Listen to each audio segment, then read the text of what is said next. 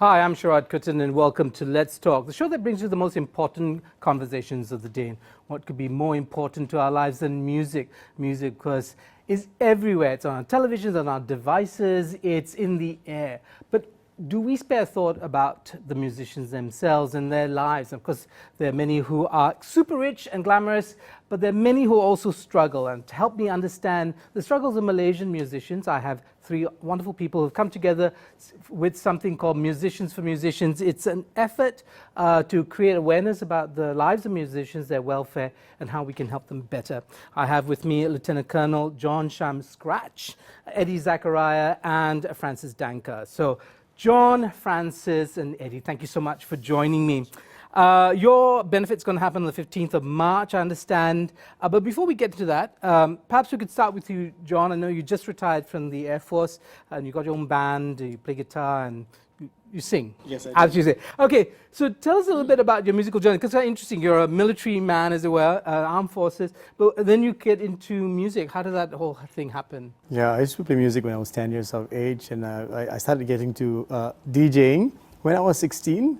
I was really interested in that. And therefore the name Scratch? Yes, okay. yeah. And so I was a DJ before I joined the Air Force.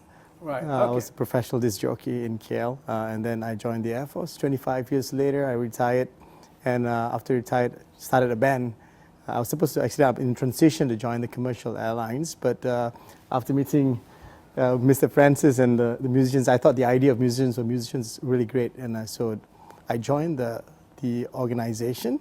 And that's how I ended up here. And right. with okay, so this is fairly new. I mean, these friendships are new, are they, for you, John? No, I've known Mr. Francis for long. I think it was during the Top of the Pops days. Yeah. Okay. He's a seasoned man in the industry. Okay, so Mr. Francis Danker, a lot of respect I feel in the room for you. Maybe from a slightly different generation, but you look very young for your age. Francis, tell us a little bit about your own musical journey. We started in the late 60s. When I left school, 68, then we started in the old town, Petaling. That was called the Liverpool of PJ, because all the bands were in all the corners, and we were playing for $40 a night, and you know, we go home with $2 each in our pocket after having a supper and all that. So that was it. All started those days. Then it slowly grew, and we started playing at the first club in PJ called the Cellar. So that's where memory started at the executive grill on top of the Cellar. Right. And that was the early the Cellar? I mean, location-wise in PJ? Just right opposite PJ Hilton. Now it's called, it was Jaipuri at one time. Right, okay. So you already started to get into some of the nitty-gritty, the real lives of musicians, right? $40 for the show, for all of you? Yeah. All together, not each? The whole band. The whole band got $40. Okay, yeah. And you go back with 2 ringgit. Okay.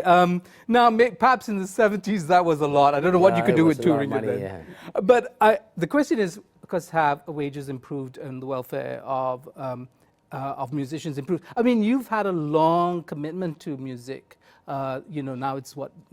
I've been playing professionally in all the clubs, pubs, and nightclubs. Even out of Malaysia, even in Taiwan and all that. So 25 years I was doing that, and I know, and that those days the bands they had a lot of work, and we used to work 6 months. I used to work 6 months in Piccadilly, 6 months in Beer Garden, in Ampang Park.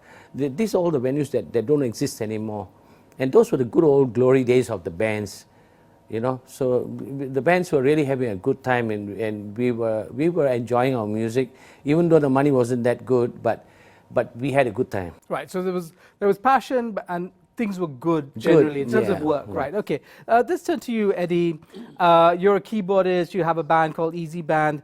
Tell us about your own trajectory through music. I started playing music in the early 80s. Started off as a solo pianist, and then I got involved with bands and with some top 40 bands, traveled around also as well.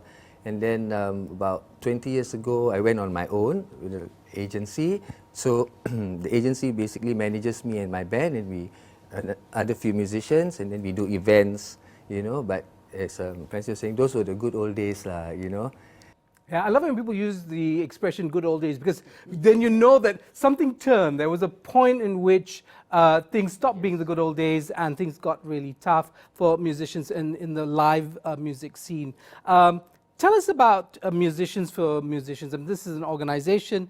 Who set it up? Whose brainchild was it? And was it yours, Francis? Could you tell us a little bit about why you decided to push for something like this? I've been getting a lot of musicians coming to me for help, you know, for dialysis, no money for dialysis, and a lot of medical problems, and you know, a lot of problems, because those who were playing music during my time, we are all in our late 60s, and I'm already 70 already, and it's not easy to get work, and if they don't have a proper foundation, they're going through a hard time. So, and I noticed in the papers, you know, there is always a fundraising in this pub and that pub for somebody who died. So I told myself, we're not going to be helping people who are gone. We should be helping people when they're still alive. Right. So that's why I said, no, I think enough is enough. I think we should all, let's get the musicians together. Instead of getting, I could get some professionals out here, but then I think the musicians we should get together and we should help our own people. Right. And so how many, John, tell us, how many people are part of it? Why did you decide to be part of it too? Yeah, that's a very interesting question, because people ask me why you leave the Air Force, supposed to join the airlines, you know, and that's where live is supposed to be, and why do you join this organization? I'm the secretary of Musicians for Musicians. I mean, I look at the cause, and I look at the vision that they have. It's really great, because alleviating or enhancing the lives of musicians that is alive today, it's something that we never thought of. We thought of, like, you know, something happened to someone, we go and give them a big sum and that's it. But how about those who are actually going through hardship? And when I saw the organization, so Musicians for Musicians is spearheaded under Persatuan Pemuzik Tempatan Selangor.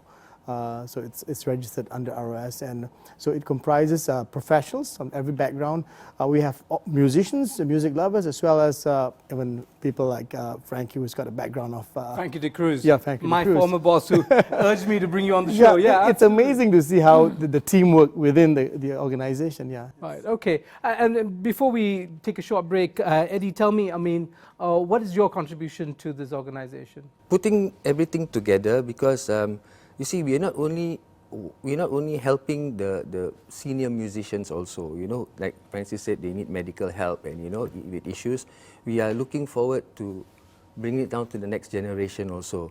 So like, I'm in the middle bracket, like, you know, yeah, my time I started in the 80s. So I'm friends with senior musicians as well as the junior musicians. So trying to reach out to them. So they're going to take over this association anyway tomorrow.